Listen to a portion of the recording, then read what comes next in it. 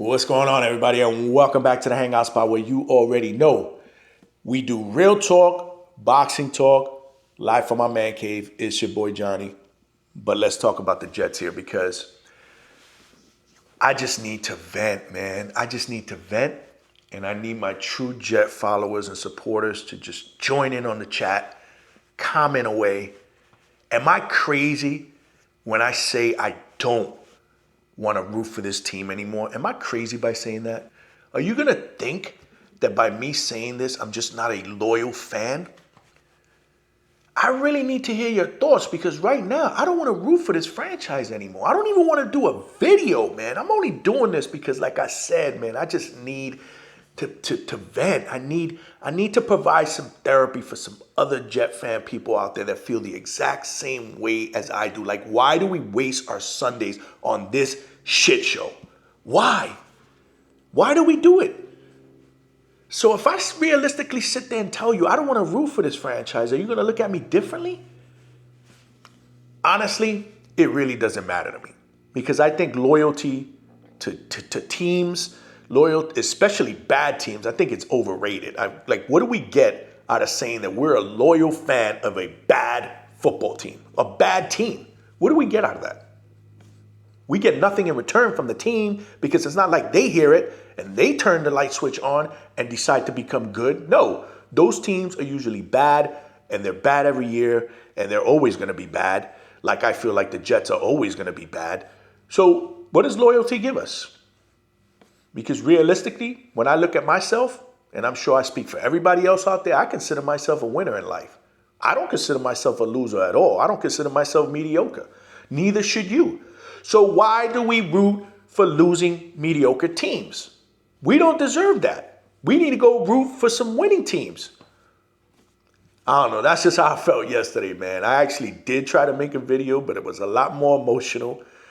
And it would have came out a lot differently yesterday than what it's coming out right now, man. Like, I was pissed. And I don't know why, for the life of me, man. I don't know why I was so pissed. It's not like I didn't expect it, man. I didn't expect the Jets to win yesterday. I really didn't. But again, it's just the fact that, you still get up, regardless of how you feel about your team. You still get up like I do, and you put on your jersey, and you root for a victory, man. I'm not one of those fans that root for my team to lose because I want to get a better draft pick, even though that's probably realistically smart thing to do. I'm just not that guy.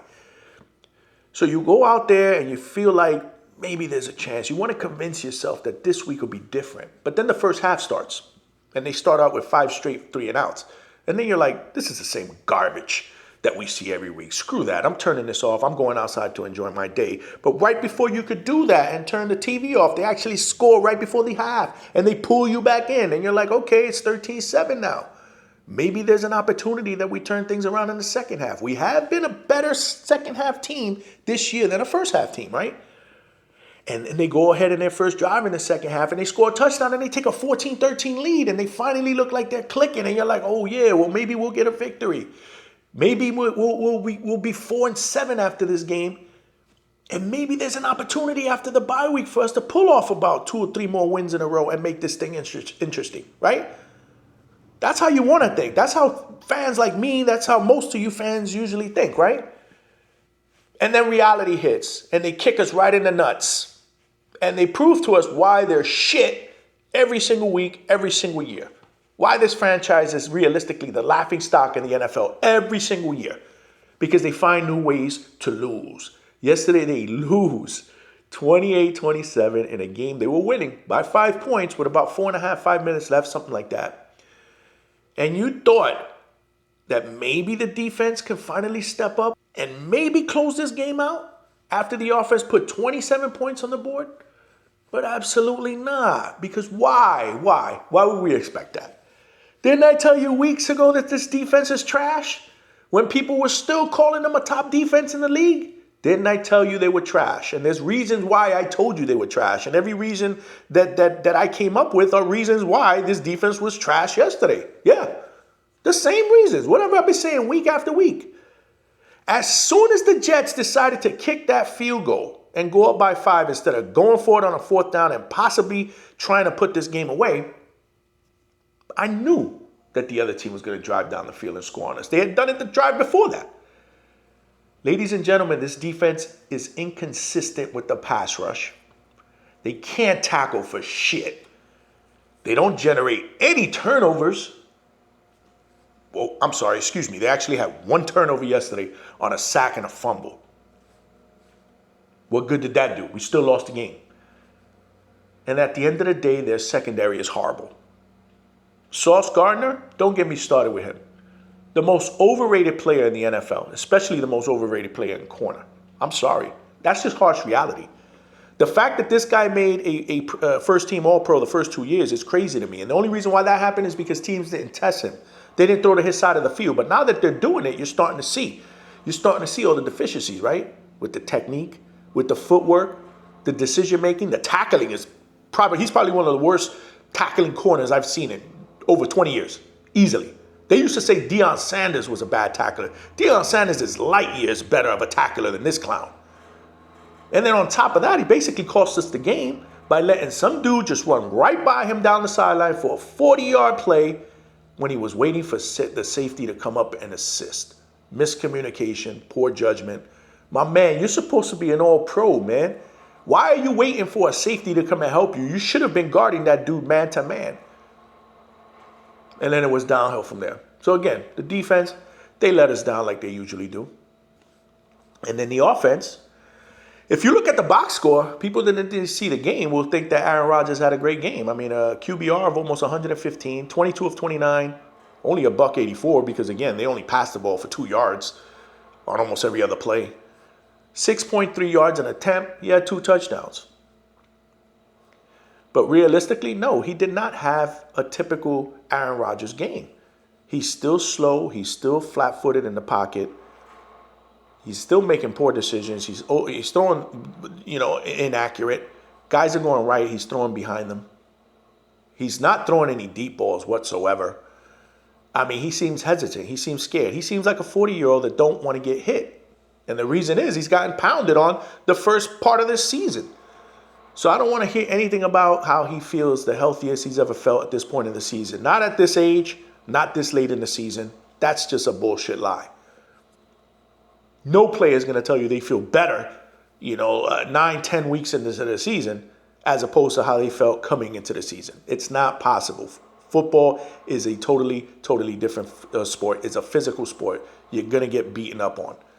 And right now he looks like Zach Wilson. Realistically, okay? And it's crazy because, like I said, I thought coming into the season, even an average, or above average Aaron Rodgers, I should say, would be good enough for us to be able to win 10, 11, 12 games.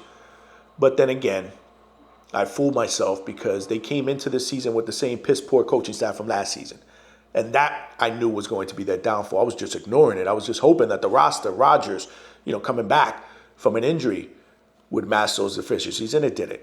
Firing Robert Saleh, whether he was here or not, we'd still be in the same position. I was just hoping that firing him provided a spark, that Ulbrich could provide a spark. That usually happens. I mean, it happened last year with the Raiders. It happened, last week, with the Saints, who fired their coach. And they go in and play an inspiring game and win. But no, we're the Jets. Ulbrich, no disrespect, it's not head coaching material. You're asking him to turn around an underachieving franchise when he doesn't have a clue on how to do it. This team can't even tackle, dude. So you think that he's going to turn things around? Silly of us to all think that. It's just silly. It really is. But at the end of the day, that's all we had was hope, right? Hopefully things can change. Hopefully a spark is provided. But the fact of the matter remains that this team they are who they are. They play uninspiring. They play with no heart, no guts. They have no pride. Just the epitome and the definition of wasted talent, man. Just wasted talent. Here we are, 3-8, or whatever the hell we are, going into our bye week. Oh, man, it's just, at least Jet fans don't have a loss to look forward to this week. But knowing the Jets, they'll still find a way to lose on their bye week because we're the Jets. We find ways to lose every single week, whether we play or not. But here we are, another season, just like last, right? Before Thanksgiving. We're not going to play any meaningful games in December. It's going to be another year without a playoff run.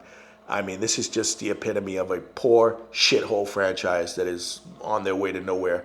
An owner that realistically is going to bounce to the UK to become the ambassador now that Trump's in charge again.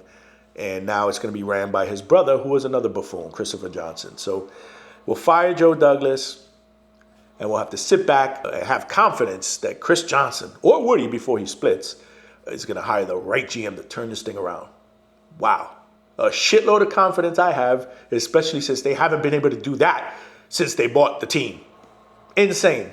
Absolutely insane.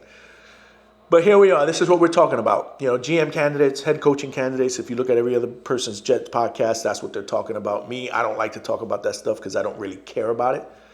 Talk to me after they make the hire, and then maybe we'll look at if it was the right move or not. But I can tell you right now, they're not getting any GM here with any credibility or any winning pedigree, being a GM or successful GM, you know, in other experiences, because nobody's going to want that job. No GM with experience, with any credibility, is going to want that job.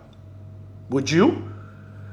No, you're going to get an assistant GM or scout or something like that. Somebody just looking for the opportunity to sit in that chair that they're going to hire, who in turn will hire a coach. Same thing. Nobody with credibility or experience, a coordinator, you know, that wants a shot at being a head coach. And it's not going to be one of the top coordinators, because those guys, they're going to have their pick on what team they feel gives them the best opportunity to be successful. So the Ben Johnsons, the Slowicks from the Texans, we're not getting them. Vrabel, that's not happening, dude. Belichick, I laugh when people even mention that name. So at the end of the day, what does the future hold for us? And is Aaron Rodgers at his age going to be back? Do Jet fans want him back? I don't know. I'd be curious to hear what you say in the comment section, because personally, it doesn't matter to me, man. Because like I said, I'm not going to sit here and say he's the problem. But if you want to use him as a bridge and draft a quarterback, then maybe that might be the right move. I don't know what the GM or the new GM or the new coach would want to do. Realistically, I would think that they want to gut this team and start, rebuilding from the ground up. I don't know. But at the end of the day, like I said, the only head coach that I see with any type of coaching experience that would be crazy enough or dumb enough to want this job is Rex Ryan. And I don't even think he's the right guy, man, because I think a lot of Jet fans forget how it ended here for Rex. But whatever, at least he makes us interesting, right? If we're going to be a losing franchise and we're going to be an embarrassment, at least we'll have a head coach that's entertaining. At least he can still put us on Hard Knocks. I don't know. I don't know what to say. I'm just discouraged. This season has been an absolute nightmare. I hate the Jets. I hate doing these videos. I'm only doing them, for my Jet fan supporters and my people. So I don't know how long I can keep doing these videos, to be honest with you, man. They don't make me feel better anymore. I remember last year when I was doing my rant, at the end of the rant, I would turn the camera off and at least I would say, oh, well, that made me feel better. These don't even make me feel better. This is just repetitive garbage, man. This is just terrible, man. I mean, listen, if there was rehab for Jet fans, I've said this in the past, I'd be the first one to bite the bullet and sit on a rehab and stand up in front of the group and say, my name is Johnny, I'm a Jet fan, and I am a Jet fan, and I need help. Because realistically, I think we all need help, man. I think we all need help. But anyhow, let me know your thoughts in the comment section. And as always, if you are new to watching my videos, I don't know what you're waiting for, hit that subscribe button and smash that like button and make sure you're along for the ride. A lot of cool boxing stuff coming in the near future, so you don't want to miss it. But at the end of the day, to my Jet fans and my supporters, I appreciate the love. I appreciate the support. Keep your head up, man. Keep your head up. Just laugh about it like I do, man. But anyhow, this is your boy Johnny signing out from the Hangout Spot. I'll talk to everybody soon.